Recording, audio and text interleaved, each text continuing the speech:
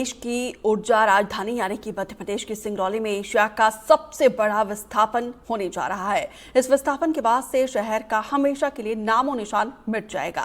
प्रदेश के मोरवा शहर से करीब 50,000 लोगों को नए स्थान पर शिफ्ट करना पड़ रहा है।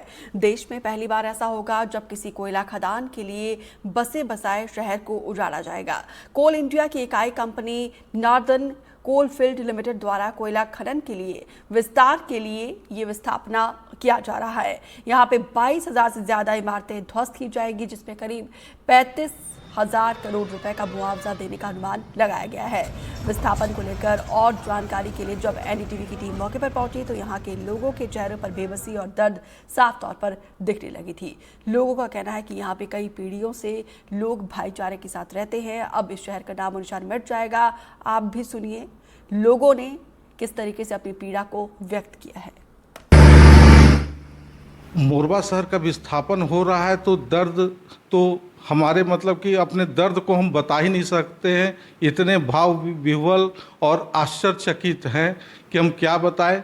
हमारे पूर्वजों की धरती है, उस धरती से हमको जाना पड़ेगा, यह सोचकर हम लोग को नींद नहीं आता है।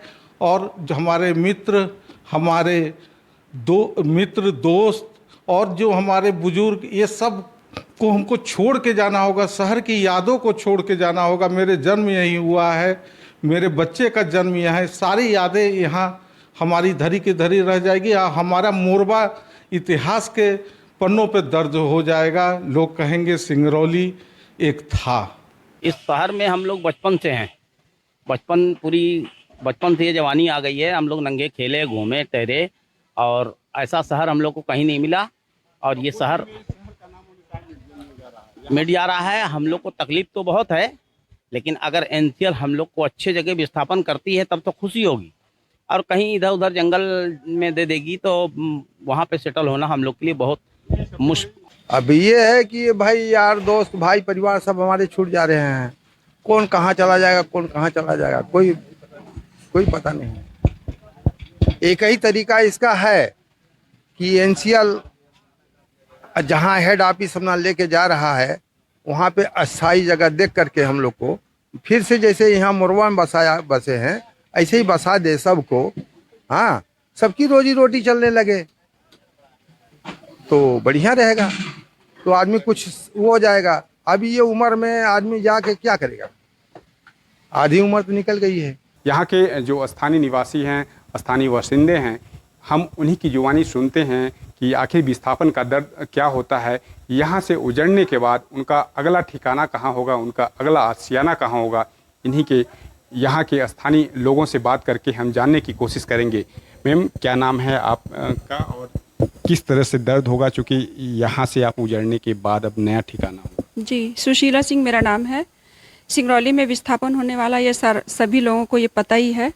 11 धारा लग चुका है, तो हमारे सामने तो ये बहुत बड़ा मतलब बिल्कुल अंधेरा सा छाया हुआ है कि हम कहाँ जाएंगे, क्या करेंगे, कहाँ पे अपना आशियाना बनाएंगे। क्योंकि तिनका जोड़कर इंसान अपना घर बनाता है, घर परिवार बसाता है। फिर अब आई है हमें और आगे बढ़ने के लिए, तो आज ये एनसीएल हमें हटाने के लिए तैयार है, बैठा है। इसके अलावा एनसीएल के पास कोई ब्लूप्रिंट नहीं है, कोई मतलब कुछ भी लिखित में नहीं है, बस वो यहाँ से हटा देना चाहता है। मुआवजे के नाम पे भी पैसा मिल रहा है, लेकिन कुछ लोगों को तो ठीक ठाक मिल रहा है, कुछ लोगों को वो भी नहीं मिल रहा है, उसका भी कोई लिखित में कुछ भी नहीं है। और मैम, आपका क्या नाम है? और विस्थापन का दर्द जो होगा, चूँकि यहाँ से बहुत सारी यादें जुड़ी होंगी, बचपन यहीं बीता होगा, ठीक, तो किस तरह से दर्द होगा, चूँकि अब जो है नया ठिकाना होगा, नया पता होगा? सर, मेरा नाम तो गुड़िया सोनी है। मेरा जब से शादी होके आए हैं यहीं, बचपन से मेरा सास ससुर तो यहीं बिताए हैं, हम भी शादी होके यहीं आए हैं। अब ये याद मेरा सताएगा कि यहाँ तो रहे हैं, अपना बच्चा लोग को स्कूल कहाँ भेजेंगे, कहाँ हम एक रुपया जोड़ जोड़ के आदमी तो घर बनाता है। वो घर बनाए, वो घोंसला बनाए, वो घोंसला भी टूटने वाला है। ना एनसीएल सही तरह से मुआवजा दिया रहा है, ना कहते हैं कि सरकारी वाला के तो कुछ न दिया जाएगा, झोपड़ा झोपड़े है उजारो इसको फेंक दो, झोपड़ा झोपड़े उजारो फेंक दो, तो कहते हैं एनसीएल वाला। और एनसीएल वाले सोचते हैं कि ये झोपड़ी किस तरह के बनाई होगी, इस तो नहीं सोचते हैं। अब पटेदार के तो 10 नंबर वार्ड में जब नापी हुआ था सर, तो मुआवजा सरकारी वाला के भी एक रेट दिया गया था और पटेदार वाला के भी दिया गया था। अब अबरी वाला 2 भेद कर रहे हैं। एनसीएल वाला पट्टेदार वाला के तो पट्टे वाला तो दे रहे हैं अच्छे मुआवजा, और उस खाते वाला स्टाम्प वाला के तो कुछ मुआवजा न दिया जा रहा। वो तो कहा पहचान तो खत्म होना है। पहले लोगों के जो प्रॉपर्टी है उसका ही दाम नहीं मिल रहा है, तो दूसरे जगह जाएंगे तो भिखमंगे हो जाएंगे। जो 2010 में जिनका विस्थापन हुआ है वो सब भिखमंगे हैं, उनको कहीं प्लाट कुछ नहीं दिया गया है, सिर्फ 8 लाख रुपए कुछ लोगों, वो भी मुझे 8 लाख रुपए हमको नहीं दिया गया है। हमारा घर ले लिया, ज़मीन ले लिया, सब कुछ ले लिया, आज तक नहीं दिए। कोर्ट में अब केस डाले हुए हैं, अब पता नहीं कब तक वो होता है, कब होगा। अब हम सरकारी ज़मीन में निवास कर रहे हैं, अब दोबारा फिर विस्थापन हो रहा, सरकारी ज़मीन से भी हटाया जा रहा है। सबसे बड़ी बात यह है कि यहाँ के जो लोग हैं, खासकर सिंगरौली ज़िले की हर जगह के कहीं ना कहीं लोग किसी न किसी परियोजना से विस्थापित हो रहे हैं। और सबसे बड़ी बात है कि अब जो है मोरवा जो शहर है, यानी इसी शहर को सिंगरौली कहा जाता है। भले ही इसका ज़िला मुख्यालय जो है बैढ़न यहाँ से 30 किलोमीटर दूरी पर स्थित है, लेकिन सिंगरौली जो है इसी जगह के नाम से, यानी इसी शहर के को बोला जाता है। ये शहर जो है अब नामो निशान इस शहर का मिटने जा रहा है। कितना दर्द होगा, चूँकि यहाँ से आपकी यादें बहुत सी जुड़ी होंगी, अपनी घर ज़मीन सब कुछ छोड़ने जा रहे हैं। सर दुख के बात तो है ही कि ये शहर मिट रहा है, हम लोग का घर द्वार जा रहा है। सर हम लोग गरीब आदमी हैं, और इसके अलावा और कहीं हम लोग का ज़मीन भी नहीं है सर। और शुरू से हम लोग सरकारी ज़मीन में ही रहते हैं, बाप दादा भी इस ज़मीन में रहे हैं, और पट्टे का ज़मीन हम लोग का नहीं है। और गरीब आदमी इसलिए हैं कि जो हम लोग का घर का स्थिति है वो सही नहीं है, और पैसा हम लोग पास नहीं है ना, तो हम लोग भी पट्टे के ज़मीन में घर बनाते और हम लोग भी विस्थापित में आते। एनसीएल वाले के का नाम है कि जो सरकारी में ज़मीन में रह रहे हैं। सालों से आप यहाँ? सर यहाँ पर हम लोग 40-50 साल से सब लड़का बच्चा पढ़ाई लिखाई बाप दादा सब यहाँ पर हम लोग का रहते हैं, और यहाँ से हम लोग रह रहे हैं। पुरखानी मतलब यहाँ पर है, पूरा पीढ़ी हम लोग का यहाँ पर है। क्या नाम है आपका? और राजेश गुप्ता। ये राजेश गुप्ता, ये कब से आप लोग इस शहर में चूँकि निवासरत हैं, कब से रह रहे हैं? हम लोग यहाँ पे 4th-5वीं पीढ़ी में आज निवासरत हैं। अच्छा, तो आप चूँकि ये शहर का नामो निशान मिटने जा रहा है, कुछ दिन में ये बिल्कुल ख़त्म हो जाएगा, ये शहर ही नहीं बचेगा, किस तरह से देखते हैं? और यहाँ से आप लोग की बहुत सी यादें जुड़ी होंगी।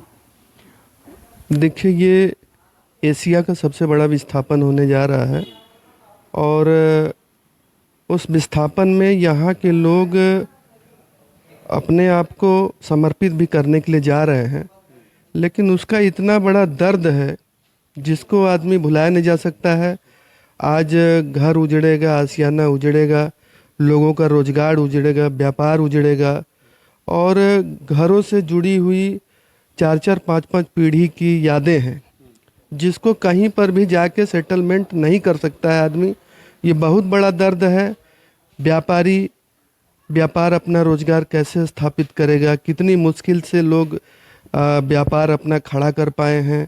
वो गोमटी से उठकर आज एक टीने के शेड में या दुकान में आज अपना रोजगार 20 साल 30 साल में इस जगह पे वो पहुँचे हैं, और आज वो उजड़ेंगे तो फिर नए जगह पे जाएंगे तो फिर वो नए सिरे से उनको कितनी तकलीफ़ होगी।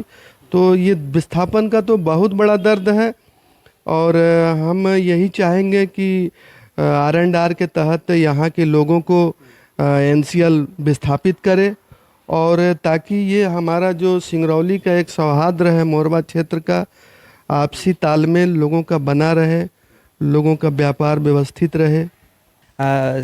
NCL का जो भेदभाव रवैया है, सरकारी भूमि, वन भूमि और एग्रीमेंट भूमि को जो विस्थापन का दर्जा नहीं दिया जा रहा है, इससे लोगों में बहुत आक्रोश है।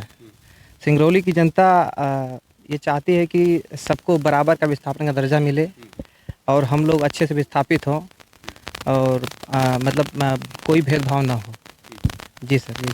तो साफ तौर पे आप देख सकते हैं कि यहाँ के जो विस्थापित हैं उनका यह साफ तौर पे मानना है कि विस्थापन का दर्द जो होता है वो शब्दों में बयान नहीं किया जा सकता है। हालांकि यहाँ से अब उजड़ने के बाद कहाँ जाएंगे, उनका आशियाना कहाँ होगा, उनका असली ठिकाना कहाँ होगा, उनका पता कहाँ होगा, ये अभी यहाँ के लोगों को पता नहीं है। हालांकि NCL प्रबंधन ने भी यह स्पष्ट नहीं किया है कि यहाँ से उजाड़ने के बाद उन्हें कहाँ उनका ठिकाना होगा, कहाँ पता होगा।